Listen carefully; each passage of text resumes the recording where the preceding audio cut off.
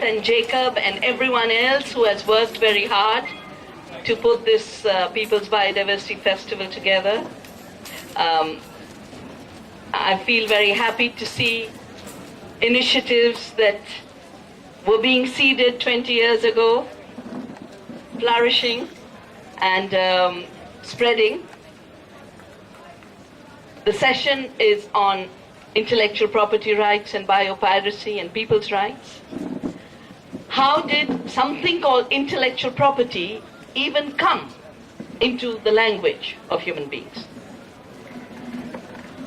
Before the GATT, before the World Trade Organization, the language used to be industrial property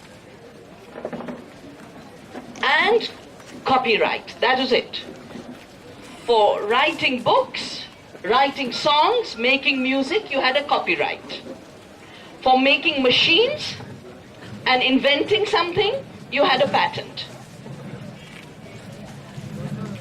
But companies who had made a lot of money selling poisons for agriculture decided in the 80s,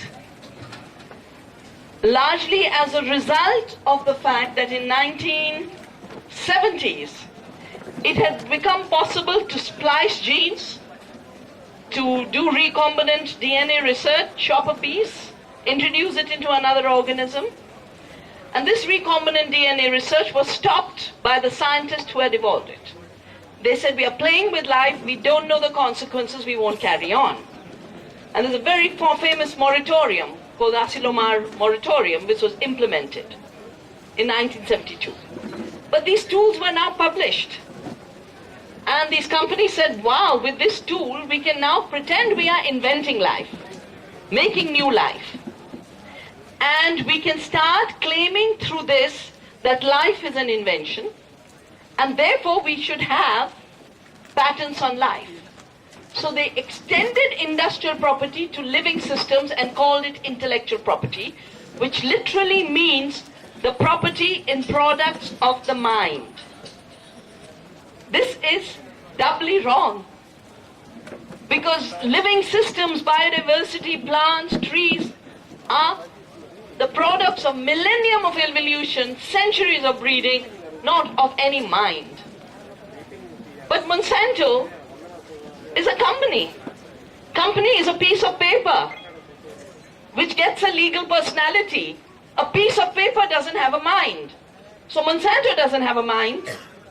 And what it's claiming rights to is not a product of their mind. So from the beginning, from when I heard about this, I said, no patents on life and seed. This was 87. Where at a conference in Geneva, these companies said, it's not fair that farmers save seeds. Because as long as farmers save seeds, we can't make money. So we got to genetically engineer seed, take a patent, make it illegal to farmers to save seed. I started Navdanya immediately in 1987. By 91, they had made this treaty part of the GATT, the General Agreement on Trade and Tariffs. By 1995, this was law, global law. And the first case to force it was against India, because we didn't allow patents in agriculture. In 95, a representative of Monsanto is on record saying what we achieved is unprecedented in human history. We wrote an agreement, we took it to our government, the US government, and we had it made international law. We were the patient, the diagnostician, and physician all in one. We defined a problem and offered a solution. The problem was that farmers save seed. The solution was now onwards, seed saving, seed sharing, seed exchange should be defined as an intellectual property crime.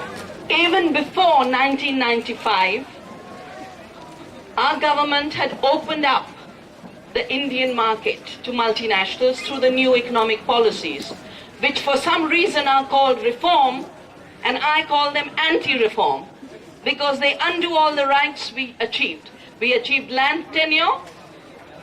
They want to make a new zamindari. Yeah. We got regulation of industry. They want to have deregulation.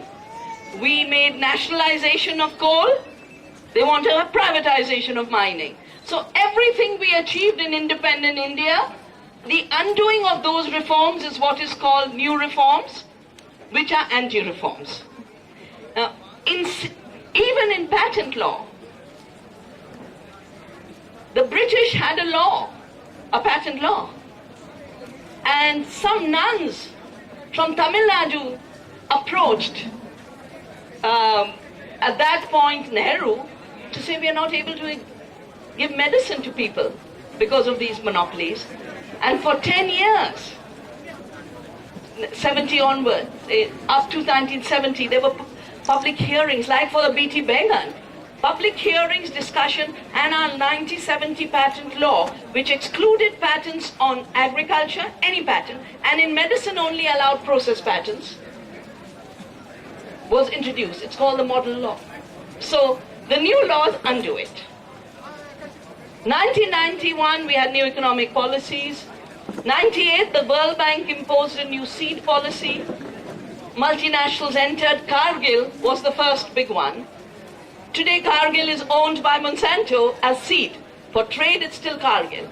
But the seed is now owned by Monsanto. Monsanto is now the world's biggest seed company. Till 20 years ago, they didn't know what seed is.